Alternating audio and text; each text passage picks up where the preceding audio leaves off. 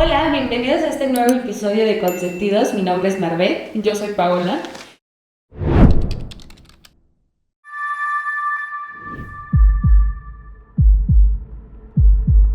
Y el día de hoy nos acompaña un gran invitado, es Jorge Macías. Él es maestro en Economía Ambiental y Desarrollo Económico por la Universidad de Oslo, cofundador de Sur Institute, un centro de investigación aplicada en temas de salud pública, desarrollo económico, medio ambiente y gobernanza para las ciudades del sur global. Él ha trabajado en temas de medio ambiente desde distintos frentes. Fue asesor regional en el programa de medio ambiente de la ONU. También colaboró en la Secretaría de Medio Ambiente y en World Resources Institute. También ha sido consultor para bancos de desarrollo y organismos internacionales. Ha coordinado proyectos y estudios sobre cambio climático, salud pública, calidad del aire, ordenamiento territorial, desarrollo local y gestión del agua. Así que sin más que decir, bienvenido Jorge, muchísimas gracias por acompañarnos el día de hoy. No, muchas gracias a ustedes, Paola y Marvet, por invitarme a su programa Consentidos. Gracias. Pues bueno, empezando a arrancar este episodio, cuéntanos un poquito más de ti, sobre toda esta gran trayectoria que tienes. Pues estudié economía, después intenté estudiar sociología, pero el objetivo básicamente en esos momentos creo que no lo había imaginado muy bien, entonces pensé que solo se trataba de hacer dinero, que la vida era un juego en donde solo conseguías dinero y ya. Entonces me metí a estudiar finanzas, hice una especialización en finanzas bursátiles. Después me cambió un poco la vida y decidí no hacer eso, sino dedicarme a ser hippie profesional. Empezar a trabajar y a hacer cosas más que tuvieran un poco mayor de trascendencia, más allá de una cuenta bancaria o un número y pues estudié economía ambiental y desarrollo económico en Noruega. Y el Polo Norte fue todo un gran aprendizaje. Qué bonito. Sí, bueno, y estudié allá no por cualquier otra cosa, solo porque en ese momento Noruega específicamente, si te aceptaba, no tenías que pagar colegiatura, ¿no? Entonces yo tenía muy poca autoestima como para intentar irme a una universidad americana de Inglaterra. Decía, no creía que podía sacar una beca. Y entonces busqué hasta el Polo Norte y por eso llegué. Y creo que fue una buena decisión. ¿Cuánto tiempo estuviste estudiando allá? 2 años y medio. Y Noruega específicamente, bueno, yo creo que es el país más rico del planeta y es realmente por la forma en la que tratan sus recursos naturales, la forma en la que los utilizan como una herramienta de desarrollo y de desarrollo. Ok. ¿Y nos puedes hablar un poquito más justo de la carrera que estudiaste? Yo jamás creo haber escuchado de economía ambiental. ¿Qué es economía ambiental? Economía ambiental debería ser un pleonasmo, porque en realidad economía y ecología vienen de la misma etimología. Economía quiere decir la administración de la casa, ecología quiere decir el estudio de la casa. Okay. No sé en qué momento se divorció que la economía se tratara de otra cosa que no fuera el administrar nuestra casa, siendo nuestra casa el planeta, ¿no? En algún momento se volvió una ciencia individual, más bien se financiarizó, por decirlo de alguna manera, se volvió finanzas, y en realidad economía trata sobre cómo discutimos lo que es nuestro. O sea, básicamente, como tú tratarías tu casa propia, ¿no? O sea, cuando invitas a tus amigos, hoy me están invitando a su programa, sería muy aburrido si tú estuvieras sola en tu casa y no invitaras a nadie más, ¿no? Son espacios públicos, o sea, tú invitas a la gente, haces espacios públicos, o sea, al final somos animales sociales. Y como decían hace rato, o sea, también vivimos en sintonía con los sistemas biológicos, ambientales, en fin. Entonces, la casa implica todo eso, ¿no? Okay. ¿Y hay manera de medir como los impactos económicos en el cambio climático y estas ramas? Sí, bueno, justo lo que trata la economía ambiental es eso, ¿no? Es un poco estudiar de qué manera argumentar cómo los objetivos de desarrollo, de disminución de pobreza, de sustentabilidad o sostenibilidad ambiental pueden ser compatibles. Y justo de eso tratan de hacer los economistas ambientales, ¿no? Tratar de mostrar a través de evidencias porque nos conviene ser más empáticos con el otro y con el medio ambiente, ¿no? Okay. Y para eso a veces se utilizan herramientas que monetizan, herramientas que tratan de identificar los costos. A veces no son siempre en dinero, a veces son en pérdidas de vidas humanas, ¿no? A veces son en pérdidas de vida en general, o a veces es en litros de agua, en litros en aire, en fin, ¿no? O sea, sí se trata de, o sea, es una ciencia que trata de demostrar las fallas de mercado que están haciendo que nos acabemos el planeta. Okay. Hay algo que platicamos en la primera sesión que tuvimos, detrás de cámaras, sobre que me llamó mucho la atención y se me quedó mucho, y me gustaría también pues empezar de ahí. Yo te hice un comentario en el que decía como mucha gente cree que para estar en armonía con el planeta y entenderlo y demás, ahí me tengo que ir a vivir un bosque, ¿no? Y me acuerdo perfecto de lo que me decías, ¿no? O sea, por algo está la urbanización, y si todos nos fuéramos a vivir a los bosques o a estas reservas naturales o áreas naturales, pues nos las acabaríamos el triple de que ya nos estamos acabando, ¿no? ¿Podrías explicarme por qué? Mira, primero, como decía hace rato, las personas somos animales sociales, para empezar. O sea, esa es creo que nuestra base. Y creo que, no sé cómo se la pasaron ustedes en pandemia, pero a todos, hasta los que pensábamos que éramos antisociales, estar encerrados solitos no fue tan placentero, ¿no? Y es lo mismo. O sea, las ciudades se inventaron para que viviéramos en sociedad y para compartir los costos. Es decir, gracias a que estamos en una ciudad, tenemos economías de escala. ¿Qué quiere decir eso? Que para definir quién paga la banqueta o quién paga el foco de enfrente de tu casa, si tú estás sola y nadie vive a tu alrededor, tú lo tienes que pagar. Si estás en un edificio con otros 100 personas, pues se dividen los costos entre 100 personas e igual te alcanza hasta para espacios comunes mejores, como en el que nos encontramos, o como en un gimnasio, o como un parque, o como cosas así, ¿no? Entonces las ciudades son el reflejo de esa necesidad de las personas de estar más juntas y de establecer vínculos económicos, sociales, amorosos, de todo tipo.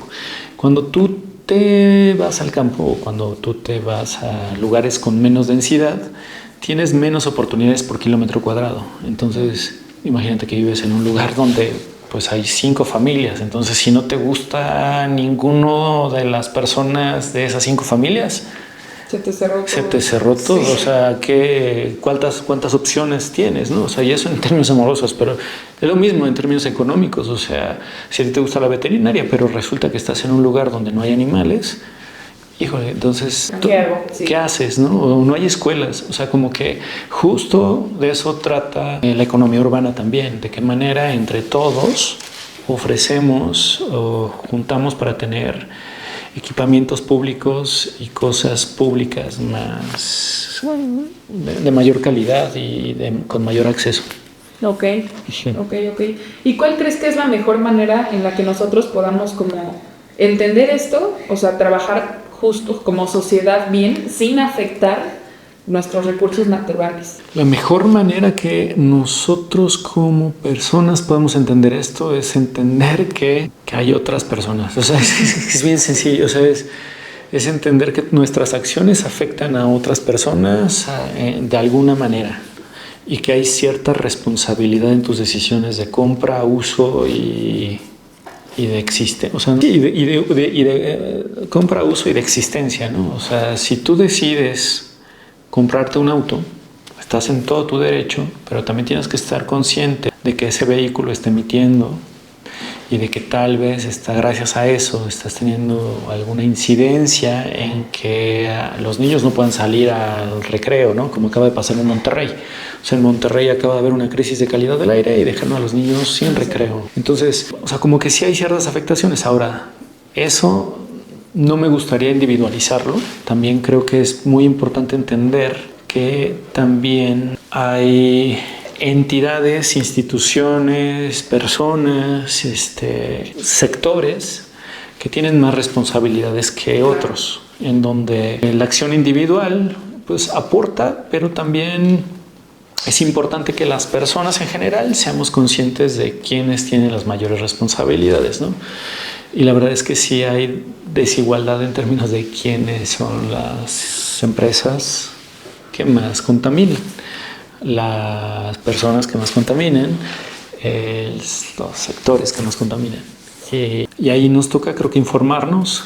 Creo que nos toca entender que no hacemos mucho defendiéndolos como si nuestra vida dependiera de ellos. O sea, creo que lo único que se busca es que si hay empresas que se vuelvan responsables en la magnitud de sus costos a la salud pública y al medio ambiente, ¿no? Sí, claro. Sí, totalmente. No, está cañón. Y siento que muchas veces como que nos tapamos los ojos, ¿no? O sea, tal vez no tengamos la información completa, pero pues seguimos fomentando que estas grandes empresas pues tengan ese poder, o no les exigimos como consumidores que cambien ciertas cosas, ¿no? Igual, algo que nos comentabas en la plática que habíamos tenido es cómo vamos normalizando como sociedad, como individuos, estas pequeñas, grandes cosas como, ay, pues otra vez hay contingencia, ¿no? Sí. Ay, no, pues otra vez se quedaron, los niños no pueden salir al recreo porque la calidad del aire está mal. Ah, pues ni modo. No, es que otra vez me hice 3 horas en un tramo de que me hago 10 minutos de mi casa al trabajo, ¿no? O sea, como estas grandes cosas que cada vez estamos haciendo más pequeñas y normalizamos, siento que falta entender mucho pues el impacto real, ¿no?, de todo esto. Sí, está esta idea cinematográfica que permea a todas las personas de que la ciudad va a colapsar, ¿no? Entonces estamos esperando a que la ciudad colapse para que hagamos algo, ¿no? Esa idea de colapso para mí se vuelve algo, no sé, o sea, o sea, no sé qué se imagina la gente cuando piensa en el colapso de una ciudad. Lo único que me explico yo es la gente espera que llegue Godzilla, ¿no? O sea, o una señal del cielo o que algo se quiebre. Pero es que lo que hoy vivimos es que no es común. Ya estamos en el colapso. Es que estamos sacrificando. No sé cuánto sacrifican ustedes en tránsito diario, pero estamos sacrificando, en promedio en la Ciudad de México son 3 horas de traslado diario, por lo menos. Y vamos a hacer matemáticas muy sencillas. 3 horas son el 10% de tu día, más o menos. Son más de eso, pues, pero digamos 10%, nada más para que sea fácil. Una persona vive alrededor de 80 años, ¿no? Entonces, ¿cuánto es el 10% de 80 años? 8. Entonces, estamos 8 años, o es a eso estamos diciendo, estamos pactando que 8 años de nuestra vida, con sus días y sus noches, los vayamos a pasar en tránsito. Y hay estudios en donde dicen que en los lugares donde, imagínate qué tan fuerte está eso, que hay estudios que dicen que en los lugares donde tú manejas del lado izquierdo hay mayor incidencia de cáncer en el hemisferio izquierdo de tu brazo, o sea, de tu cuerpo, y al revés, porque te estás bronceando durante 8 años enteritos. Entonces sacrificamos vida en términos de tiempo, y eso nos afecta a todos y cada una de las personas que vivimos en esta ciudad, bueno, en las ciudades, pues, porque tampoco es algo de Ciudad de México, o sea, esto ya es de Guadalajara, ya es de Monterrey, ya está en Querétaro, ya es una epidemia que está pasando en todas las ciudades de México. Entonces, por un lado, estamos sacrificando vida en general, 8 años, o sea, eso quítale que, pues, por lo menos el 30% estás dormida, ¿no? Entonces, son 8 años de tiempo efectivo. Entonces, por un lado estamos haciendo eso. Por otro lado, nos cuesta morbilidad y mortalidad, es decir, calidad del aire, pues afecta la salud de todos. Claro. Y normalmente cuando hablo de calidad del aire la gente empieza a toser y eso, pero es que es bien importante. Por ejemplo, ahorita estamos tomando agua, ¿no? Y nosotros nos han enseñado y hemos escuchado y leído, estoy seguro que alguien en tu audiencia va a recordar que siempre nos dicen que tomemos 2 litros de agua o más de 2 litros por lo menos, y uno sabe eso. Pero ¿sabes cuántos litros de aire necesitas? De aire. ¿No? Necesitamos 22,000 litros de aire, entre 17 y 21,000 litros de aire, lo cual no nos dice mucho porque está bien difícil saber cuánto es un litro de aire. Sin embargo, les voy a decir que más o menos pesan alrededor de entre 17 y 20 kilos. Entonces, lo que cada día uno respira y purifica son 20 kilos de aire. Y el 60% de esos 20 kilos de aire son utilizados por tu cerebro. Entonces, los fallecimientos por mala calidad del aire se ven porque 60% del aire que tú estás respirando con el hollín, ozono y todo eso que ustedes ven en el smog, el 60% de 20 kilos Dios mío. llega a su cerebro vía su torrente sanguíneo. Entonces la gente, los hippies que trabajamos en mala calidad del aire o en temas de calidad del aire, nos preocupa muchísimo esto porque, por ejemplo, hay estudios de Harvard que muestran que los niños que nacimos en Ciudad de México en los 90 tenemos 10% de capacidad pulmonar menos que los que viven en la playa. Y eso ya lo normalizamos.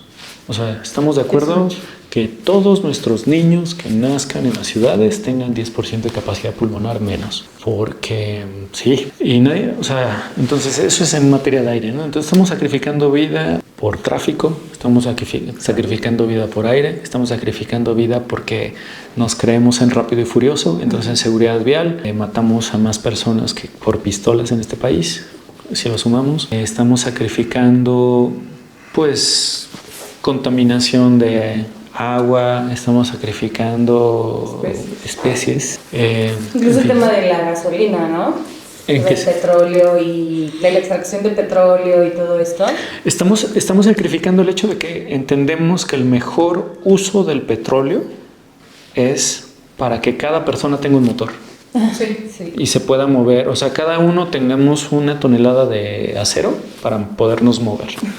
O sea, como sociedad decidimos que ir al Golfo de México, hacer un hoyo a cientos de metros hacia abajo, extraer el petróleo, refinarlo, o sea, traerlo y ponerlo en un motor y en un aparato de 1 tonelada para mover a una persona, 1.3 personas, que es el promedio de ocupación de la Ciudad de México, 1.3, o sea, es casi un auto por persona. Es lo correcto. Es la mejor forma en la que hemos llegado como sociedad a decir el problema común de movernos lo vamos a solucionar cada uno. Y no importa que haya personas que no pueden acceder a un automóvil, porque pues, mientras yo me pueda mover, no importan los demás. Y entonces hay cosas bien extrañas, como que la Ciudad de México está a 5 horas de la Ciudad de México. Sí, o sea, si tú te mueves en transporte público de un lado al otro, puedes hacer 5 horas. No si tienes auto, pero sí te mueves en transporte público. Y eso, pues, no sé cómo, pero pues a mí me parece que eso ya es un motivo de decir que estamos en un colapso. Sí, claro. Y por ejemplo, en este tema del tráfico, o sea, yo sé que es imposible casi que ahorita le digas a todas las personas como un carro por 5 personas, ¿no? O sea, que es como el estándar que entran en un carro. Pero también he visto que los semáforos están como configurados para menor cantidad de carros. O sea, cuando se cambia el rojo, ya se hizo una fila enorme de carros y entonces eso genera como más tráfico. Sí, mira, la verdad es que esa es como una percepción importante, ¿no? O sea, que creo es un mito. Porque asumimos que si hay más calles o están mejores los semáforos nos va a ir mejor. Pero lo único que ocurre es que si están mejor los semáforos y hay más calles, hay más autos. Entonces lo que ocurre es como si, y esta es muy recurrente, esta frase que voy a decir, no me gusta repetirla porque todos la decimos, pero pues por algo se dicen los clásicos, ¿no? Y es tratar de solucionar un tema tan importante, construyendo más vías o generando más vialidad, que es un poco lo que describiste, es igual a solucionar el problema de obesidad comprándote un pantalón más grande. Eso no soluciona el reto. En este caso, más bien, a mí lo que me gustaría que viéramos, o como nos lo deberíamos de imaginar, es como entendemos la fibra óptica. O sea, cuando uno entiende la banda ancha de internet y cuando uno quiere el internet más rápido, es el mismo problema común del transporte y de la movilidad. Nada más que tenemos que ver cada calle como si fuera un cable. Entonces lo que nosotros necesitamos es entender cada calle como una oportunidad de trasladarla a que sea fibra de vidrio. ¿Qué quiere decir fibra de vidrio? Mover más bits por espacio acá y por segundo. Acá es mover más personas por espacio, que eso se llama transporte público, se llama metrobús, se llama metro, claro. Se llama tranvías. Entonces el metro de la Ciudad de México lo usamos porque es efectivo, ¿no? Y es exitoso, y nos quejamos porque está lleno. Sí, pero es de las pocas cosas que nos quejamos porque es exitoso. O sea, nadie se queja de estar en una fila para un concierto de Justin Bieber o de Taylor Swift, pero pues hay una filota. Sí, pero porque es exitoso, ¿no? Entonces quiere decir, es raro, pero el transporte público es que está lleno. No, entonces hay que invertir en más calles y hay que darle más autos a la gente. No, o sea, si es exitoso, ¿por qué no estamos invirtiendo más dinero en mejor y más transporte público? O sea, ¿por qué cuando vemos una congestión en Pantitlán o en alguna estación del metro no decimos queremos más de eso para que pase menos de eso? Y no ocurre. Es bien extraña la forma en la que dedicamos nuestro dinero. Entonces, uno de los temas económicos a discutir es a quién le cobras y a quién le das. Y aquí y en general en el país decidimos cobrar menos tenencia, y el día o en el momento en el que decidimos cobrar menos tenencia en la Ciudad de México, subimos el boleto del metro de 3 a 5 pesos. Entonces dijimos, no vamos a cobrar a la gente que tiene auto, pero como necesitamos dinero, vamos a subir el precio del metro al 60%. Al fin, que lo paguen los pobres. Y esas son el tipo de soluciones que ve la economía ambiental y que debería de estar argumentando de manera mejor, porque no lo estamos logrando, ¿no? Estamos fallando. No, y es que vienen también muchos temas ya, no solamente, o sea, de lo que mencionas, por ejemplo, hablando de transporte público, pues nos comparas con otros países, pues entra también la seguridad, ¿no? Mucha gente agarra, pues de excusa o, pues sí, como miedo, el no subir, me van a asaltar, no es voy sola, me van a acosar, sí, o sea, como este tipo de cosas que en otros países te puedes ir a las 4 de la mañana en transporte público sola, ¿no? Sí, creo que también ahí es un tema otro de los temas que me gusta es el de economía del comportamiento. Cuando uno entra en temas de miedo, actúa de manera muy irracional. Y hay la percepción de que el transporte público es riesgoso, no sé qué tan cierta sea. Creo que nos faltan números, porque el metro choca menos que un auto arriba. O sea, hay menos choques en metro que arriba. Hay menos accidentes. Ese es el principal motivo por el cual la gente se muere. Cuando uno se mueve, son choques. Entonces, hay menos choques cuando te mueves en transporte público estructurado. De hecho, cuando tú ves los números en Metrobús Insurgentes, cuando cambió de microbuses a metrobuses, toda la calle disminuyó en un 90% los incidentes letales. Porque es mucho más fácil ir en línea recta y cuidar a 100,000 personas en línea recta que cuidar a 100,000 personas cada una en su automóvil arriba. Y el nivel de riesgos es distinto. Tú dijiste ahorita y muy claramente, es lo que uno tiene en mente, me van a bolsear, ¿no? Que te quiten la cartera es mucho menos grave que choques y que te quiten la vida o que te quiten el auto, porque para quitarte el auto ahí se necesita que te encañonen. Sí. Y si traes un buen auto, creo que puedes saltar muy rápidamente al secuestro, ¿no? Entonces, los riesgos no los medimos igual como uno debería. O sea, hay muy pocos choques en metro. Ha habido 3 en muchos años, décadas. Ha habido 3 en décadas. Y en autos arriba hay 3 cada hora, más o menos, no sé. O sea, no sé el número, pero sí. Entonces, creo que hemos también comunicado muy mal para que la gente tome mejores decisiones. Y eso pasó en el 11 de septiembre. La gente vio que 2 aviones chocaron y dijeron, no, mejor me voy por abajo. Y eso lo único que hizo fue que por la forma en la que se comunicó, 11,000 personas murieran por moverse en automóvil en lugar de por aviones. Porque es mucho más riesgoso moverte tú solo que en un avión que casi no chocan. Ahorita mencionabas economía del comportamiento. ¿Nos puedes platicar un poquito más qué es eso? O sea, como súper básico. Sí, súper básico. Quiere decir que los economistas nos dimos cuenta de que la gente no era perfecta y racional, o sea, y espacio racional, ¿no? En donde cada uno de nosotros tomamos las mejores decisiones porque tenemos toda la información. No, la verdad es que no tomamos las mejores decisiones.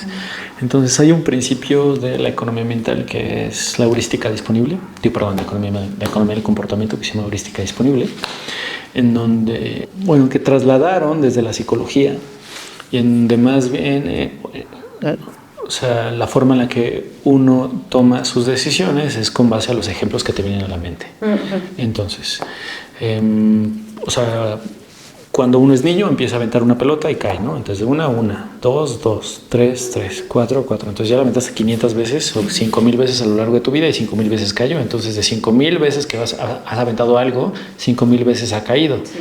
Entonces ahí tienes un 100% de probabilidad de que en las 5,001 que avientes una algo caiga. Pero no todas las cosas las podemos vivir de manera empírica. O sea, no te vas a inyectar ébola para ver si están... Sí. ¿No? O sea, a ver si sí es cierto. Tampoco, o sea, y también tienes afectaciones. O sea, con lo del 11 de septiembre, dado que viste 2 aviones que chocaron, ese ejemplo se te vino a la mente. Claro. Entonces, lo que ocurre con estos ejemplos que se te vienen a la mente es que tienen pesos distintos en la forma en la que tú generas tus expectativas de riesgo. Entonces, por ejemplo, ¿no? O sea, yo conozco, digamos, es un ejemplo, ¿no? Conozco 5 personas que son árabes y 2 los he visto y he hablado con ellos, son una maravilla de personas, los adoro, pero los otros 3 que he visto pues fueron el 11 de septiembre, ¿no? Entonces, perspectivas. Entonces, solo he visto 5. Sí. Y 60% fueron terroristas. Entonces, con eso voy a andar por la vida. Claro. Y ese tipo de cosas son las que se aprovecha la mercadotecnia, la derecha, las empresas, porque juntándolo con miedo, entonces ya te puedo decir... Manipular mejor. Sí, claro. Pues es mucho más fácil decirte que irte en un automóvil es más seguro que irte en transporte público. Sí.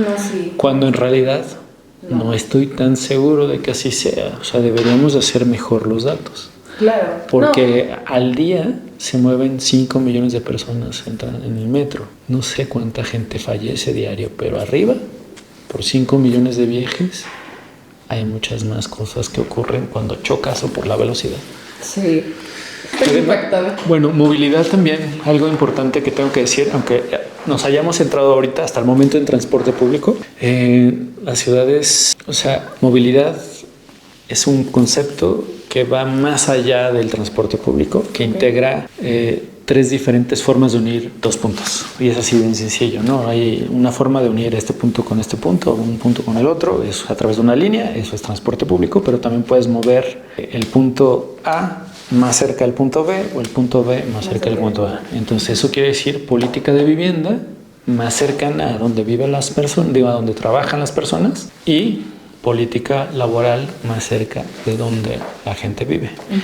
Entonces, cuando ahora en estas épocas estamos discutiendo procesos de gentrificación, procesos de renta, es muy importante entender que todo se resume a de qué manera planteamos o planeamos en las ciudades estos 3 ingredientes. Sí. Punto A, punto B y la línea que los une, ¿no? Es transporte, vivienda y planeación territorial.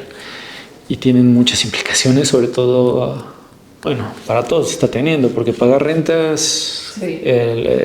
O sea, lo que se discute, ¿no? O sea, es pagar rentas decentes, o sea, asequibles, dado que al no poder hacerlo, o sea, lo tenemos que sacrificar en horas de traslado. Claro.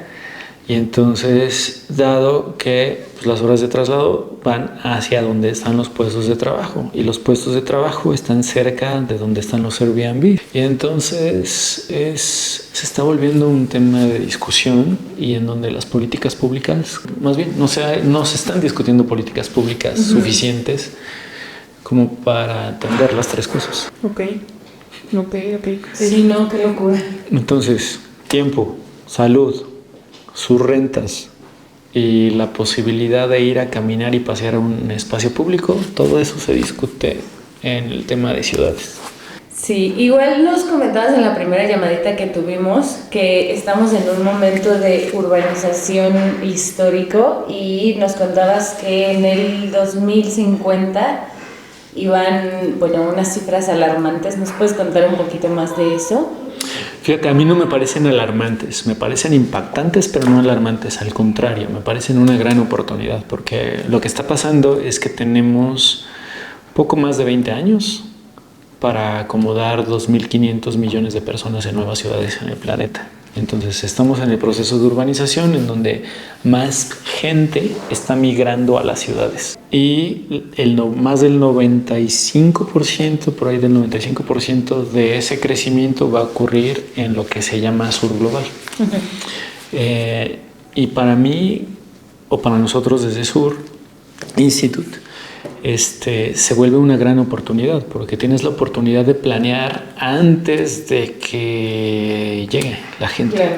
O sea, tienes la oportunidad de planear política de transporte, vivienda y planeación territorial, planeación territorial previo a. Tienes la posibilidad de pensar en instituciones previo a. Tienes la oportunidad de pensar en política ambiental previo a. Tienes todo, o sea, y creo que es una oportunidad histórica para prever antes de actuar de manera contingente, ¿no? Como lo estamos haciendo en Latinoamérica. O sea, nosotros pasamos por ese proceso acelerado de urbanización como 3 o 4 generaciones antes y ahora el planeta está llegando a eso. Nosotros seguimos y copiamos los modelos de urbanización pues de Estados Unidos básicamente y ahorita estamos tratando de desaprender eso y creo o considero que para las nuevas ciudades o los nuevos lugares que están en proceso de urbanización no tienen por qué cometer los mismos errores. Claro.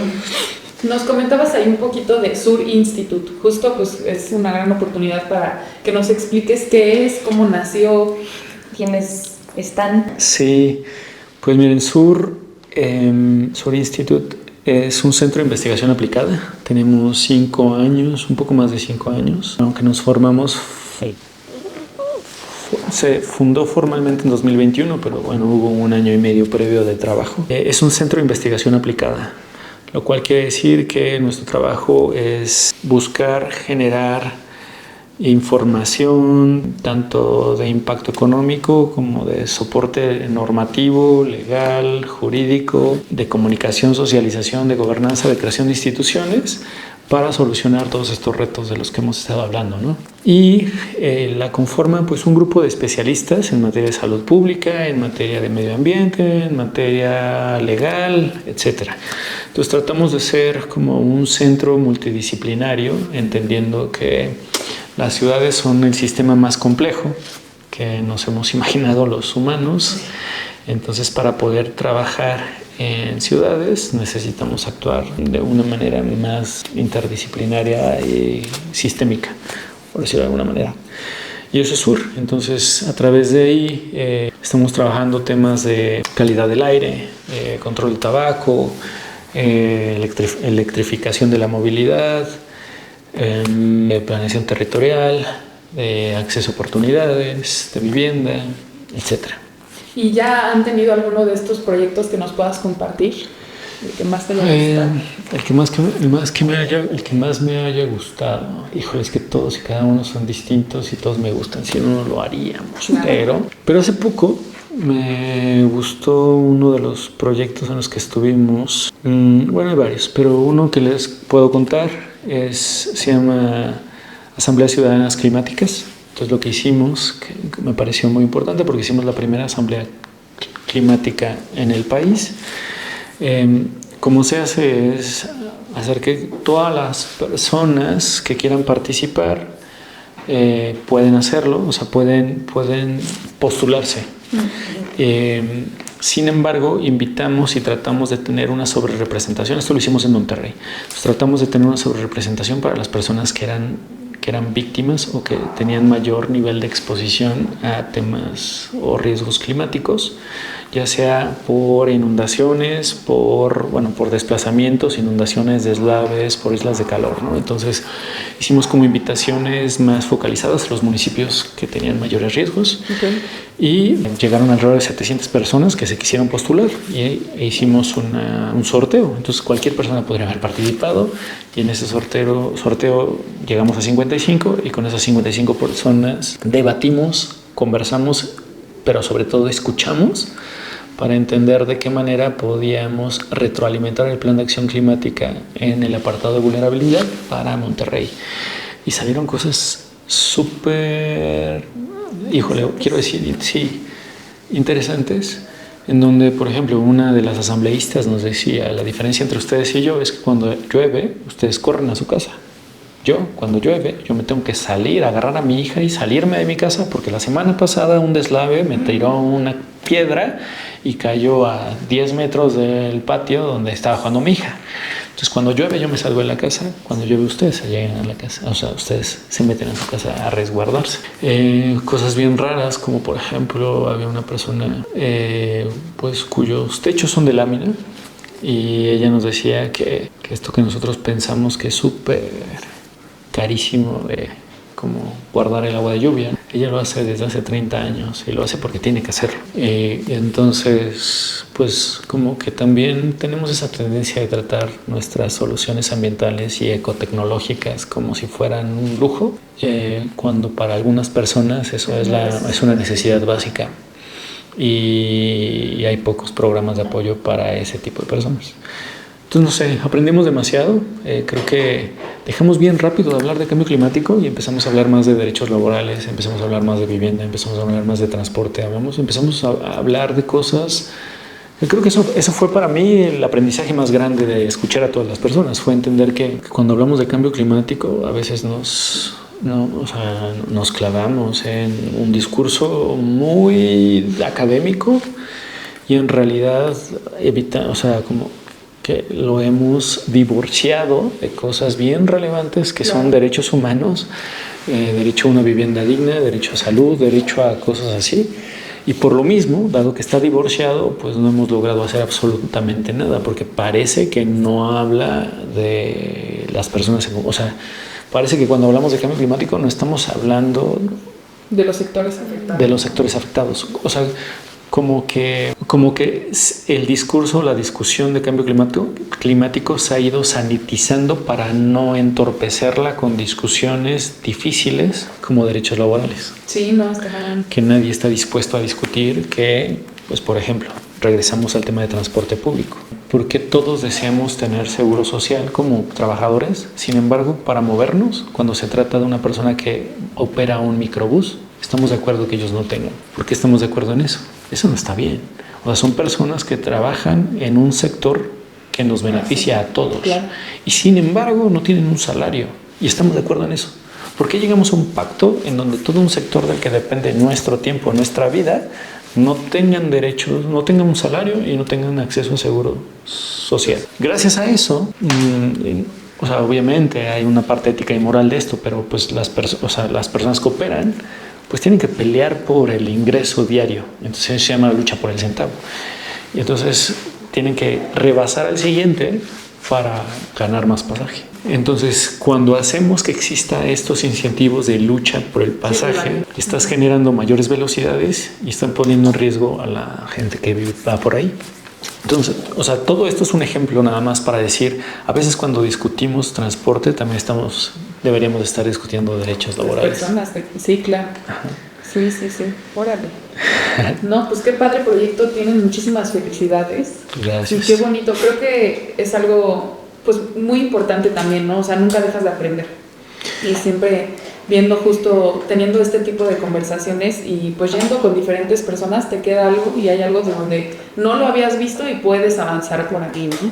Qué padre. ¿Y cualquier persona puede ayudar o puede ser voluntario o hay alguna forma en la que se puedan proponer ideas o cómo sí, siempre estamos abiertos a ideas, a colaboraciones como a hoy, ¿no? O sea, en donde pues quien quiera platicar, trabajar, hacer equipo o en donde tengamos una misión en común, estamos de acuerdo en hacer equipo, ¿no? Entonces, sí, nos pueden escribir a hola@sur.institute, okay. Cualquier idea que tengan, cualquier colaboración.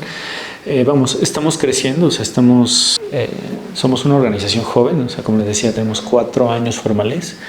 Y la verdad es que sí ha sido difícil porque los primeros años fueron en pandemia, entonces fue difícil arrancar en pandemia, pero ya ahorita creo que estamos estabilizándonos y vamos a a crecer en los próximos años. O sea, se prevé que vamos a incrementar nuestro staff, vamos a ser un poquito más grandes y espero que también crezcamos en incidencia, claro, en el trabajo, pero sí, o sea, quien quiera hacer equipo, de cualquier manera, solo que nos escriban si tienen ideas, lo que quieran, si quieren platicar, lo que... Súper, les dejamos ahí los datos de Sur. Sí, con gusto. Sí. Y ya como últimas preguntitas de Sur, tengo 2 preguntas. ¿Tienen como alguna alianza, no sé, gobierno, sociedad civil, universidades? ¿Y cómo eligen los temas en los que se quieren centrar? Sí, bueno, alianzas tenemos ahorita con varias organizaciones. O sea, bueno, en términos de con quién hacemos equipo, por ejemplo, trabajamos muy de cerca con International Council on Clean Transportation en temas de electrificación y electromovilidad. Okay. ICCT, por las siglas en inglés, ellos son, no sé si, bueno, lo más fácil es la organización que encontró que una cosa que se llamaba Dieselgate, que son que los vehículos en Estados Unidos que eran a diésel y que eran de origen alemán, los Mercedes y los Volkswagen, estaban haciendo trampa. Porque cuando se subían a iban a la verificación vehicular y la computadora se daba cuenta de que estaba en un examen. Entonces le decía al auto, pórtate mejor. Y entonces sacaba mejores números que cuando estaba en la calle. Entonces los agarraron haciendo trampa y les metieron una multa billonaria. Bueno, la organización que encontró ese tipo de problema es con la que trabajamos muy de cerca.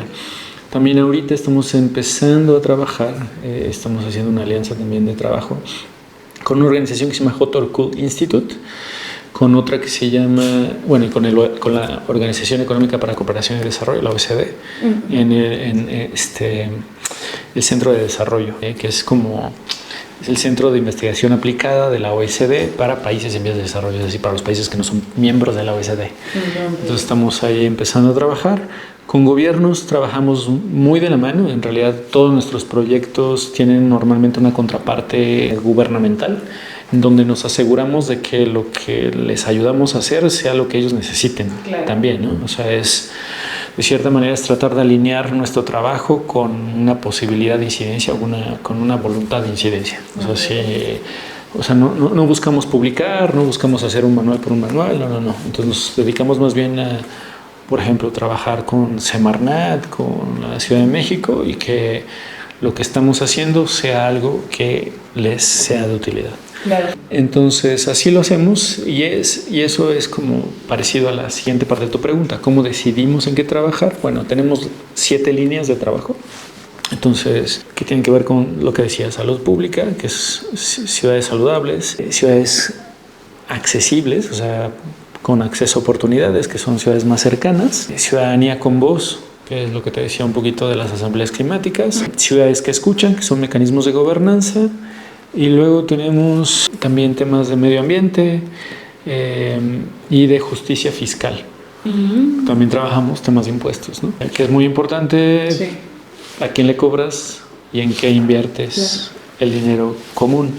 Y entonces esas son como nuestras 7 líneas.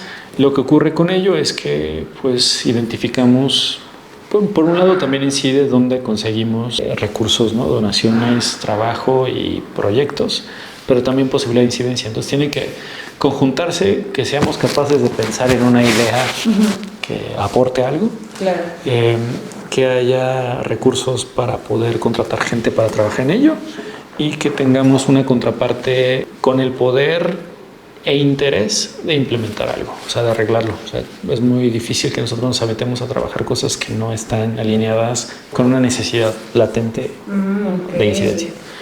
Sí. Y eso, así es como decidimos nuestros temas y nuestras líneas de trabajo. Muy interesante.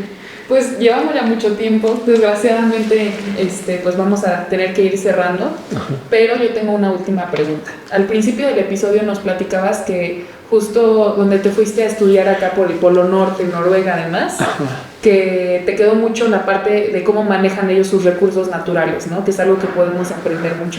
¿Nos puedes dar un ejemplo de cómo lo hacen? Claro.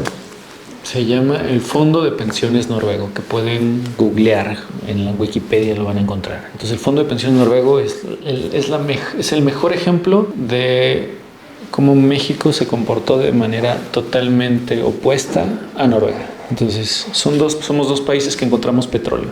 Okay. Noruega y México. México, cuando encontró petróleo, dijo, wow, encontré millones de dólares en petróleo. Voy a endeudarme porque voy a encontrar más petróleo en el futuro.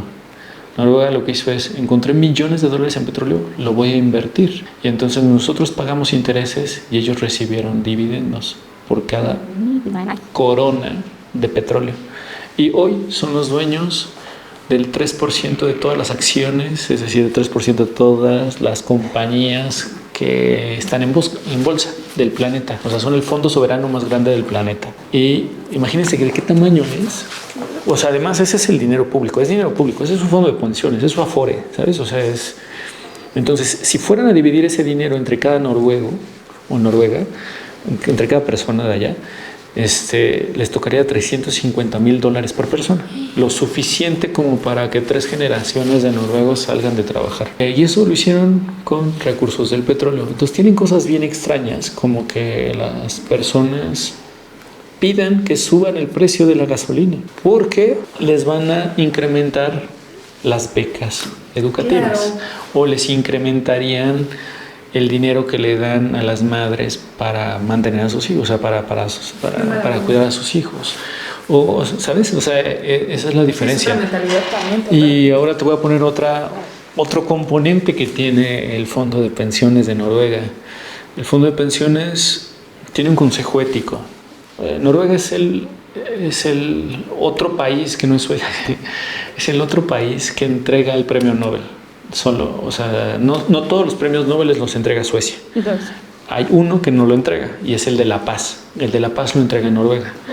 Entonces, lo que pasó fue que dijeron, ¿cómo puede ser que el fondo de pensiones con el dinero público esté invirtiendo en empresas que violan los derechos humanos o que inviertan en guerra? Y pues puedes ver, encuentras todo el listado de empresas a las que les quitaron la inversión. Pero hubo un ejemplo muy importante y es el primero al que le quitaron fue a Walmart México por violación de los derechos humanos en su cadena de proveeduría. Y cuando lo hicieron, haz de cuenta, o sea, cuando quitas tanto dinero, como $100 millones de inversión, ellos hicieron, creo que eran 100 o 200 millones de dólares de inversión, lo que ocurre es que tienes que decir por qué. Y ellos dijeron por qué. Porque básicamente estaban trayendo, dado que los precios bajos son muy buenos siempre y cuando no sea tu salario, y ellos estaban empujando los precios al mínimo en el sector agrícola. Y entonces eso violó los derechos humanos.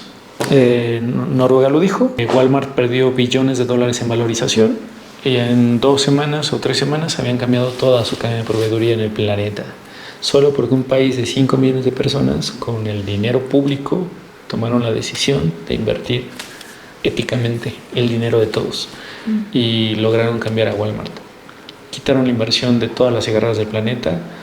Aquí en México, Carlos Slim en ese momento dejó de invertir en cigarreras, dejaron de invertir en empresas que fomentan la guerra y cosas así. Entonces, gracias a ese uso de los recursos, fíjate, es lo mismo que Pemex, ¿eh? Ellos tienen Statoil, nosotros tenemos Pemex. La diferencia fue qué hicieron con el dinero de todos.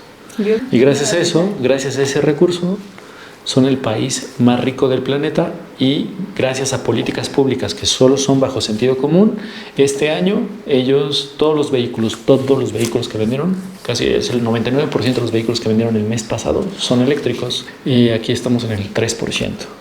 Para que veas, no hicieron nada distinto. O sea, lo único diferente fue lo que tú hubieras hecho si te encuentras dinero en la calle. ¿Te lo gastas y te endeudas o lo inviertes? Claro, totalmente. Bueno, como país decidimos gastar. Ellos como país decidieron hacer una cosa con sentido. ¡Ay, qué maravilla! O sea, sí. Una maravilla vivir allá. No, tampoco. Bueno, pero la mentalidad, claro, tienen un montón de cosas que sí. No, tampoco. No, es bien importante. Eso es bien importante porque no son supermanes, son personas que además, son personas que con fallas igual que todos. Lo que pasa es que hay políticas que te enseñan. O sea, por ejemplo, una de las políticas que muestran esto es que si tú vas y compras algo en la tienda, lo que sea, todo es no retornable. Entonces estás pagando 5 pesos, estás dando 5 pesos por cada botella que te sacas, ¿no? Entonces tú puedes decidirlo tirar en la calle. Lo puedes decidir, nada más que estás tirando 5 pesos. Entonces no es que seas sucio o que, o sea, no, es que estás siendo tonto. Estás tirando 5 pesos a la calle, eso es tonto, ¿sabes? Entonces la política pública hizo que pasaron más allá de la moral o de la ética. O sea, entraron a que si pones una botella en la calle, estás tirando 5 pesos, por lo tanto pues estás derrochando. Claro. Y se limpia inmediatamente porque cualquier persona que ve una botella básicamente está diciendo, wow, me encontré 5 pesos. Sí. Se limpia por arte de magia la ciudad. ¿Son distintos a nosotros? No, o sea, si yo me encuentro una botella en la calle que vale 5 pesos, yo también la recojo aquí. Allá hacen eso, ¿sabes? Ese tipo de políticas que se llama algo así como, son políticas sociales de mercado. O sea, están utilizando instrumentos de mercado para tener comportamientos sociales más adecuados. Claro. ¿Y crees que este modelo se pueda replicar en México y pueda funcionar? Sí, claro, porque pues, o sea, te digo, o sea, no somos extraterrestres, sí, no somos menos, no somos tontos, no estamos incapaces. O sea, más por el lado como gobierno Pues esa es mi esperanza, o sea, para eso deberíamos de estar trabajando y creo que también con eso iniciamos la conversación, ¿no? ¿Qué deberíamos de estar haciendo? Yo creo que exigiendo que nuestras autoridades se pongan estándares internacionales mucho mayores. Necesitaríamos estar exigiendo, siendo más críticos con de qué manera solucionamos los temas comunes, ¿no? Que es todo esto que estuvimos hablando, las rentas, la movilidad, el aire, el agua, cosas que parecen de extraterrestres, pero las estamos respirando y las estamos tratando diario y que se traducen en nuestra renta, en nuestro tiempo, en nuestra vida y la de las generaciones futuras. Totalmente de acuerdo. Pues, y creo que es una muy bonita forma y buena forma de cerrar el episodio, ¿no? O sea, es justo el mensaje que queremos dar, ¿no? O sea, siento que muchas veces solitos nos ponemos el pie como individuos mexicanos. No podemos, es que o sea, están acá haciendo esto, nosotros no, y pues no, tenemos un buen de potencial todos y el poder de cambiar las cosas. Pues Jorge, muchísimas gracias, nos quedamos con muchas dudas y muchas cosas. Sí, esperamos tenerte en otro episodio aquí para platicar más cosas. Te agradecemos mucho pues tu experiencia y tu trayectoria y pues bueno, abrir esta conversación a tanta gente que esperemos que inspire y pues ten por seguro que te van a llegar muchas oportunidades. Con gusto, cuando quieran platicamos. Con todo el gusto. Y antes de acabar el episodio tenemos una pequeña dinámica que es un lienzo en donde estamos llenando de huellitas de nuestros invitados. Ah, perfecto. Entonces, no sé, cualquiera. Era más fácil. Sí.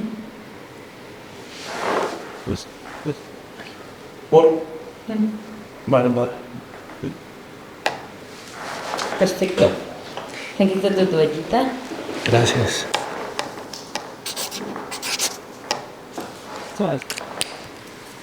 Y bueno, pues sin más que decir, les agradecemos mucho también a ustedes por estar aquí, por escuchar. Por favor, compartan este tipo de conversaciones, déjenos sus comentarios. Y pues espérenos en el próximo episodio. Jorge, nuevamente muchísimas gracias. Para nosotros fue todo un placer tenerte aquí. Y pues nos vemos a la próxima. Hasta luego. Bye. Yes. Super.